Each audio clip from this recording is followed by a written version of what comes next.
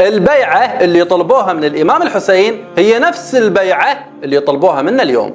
أمريكا وإسرائيل لا تريد قتلك، وإنما تريد تشتريك، تريد البيعة منك. فالإمام الحسين يوم عاشوراء وقف في وجه سلطة تريد منه شيئا واحدا: بايع يزيد نضمن لك الأمان. فكربلاء كانت امتحان حقيقي للثبات على الهوية. لكن الإمام الحسين شنو جاوبهم؟ بجملة هزت التاريخ: لا أعطيكم بيدي إعطاء الذليل ولا أقر لكم إقرار العبيد. واليوم نفس السيناريو ينعاد علينا، لكن بطريقة جديدة، بلغة ناعمة، بابتسامة صفراء.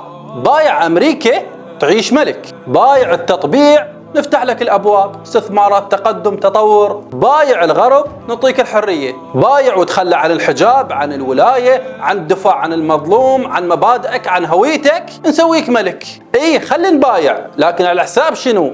دينك، مبادئك، هويتك. لن تحيا إلا صنما يكسر سيف العباس، لن تحيا إلا وهنا وحسين مرفوع الراس، لن تحيا ذكرا بين الناس، لن تحيا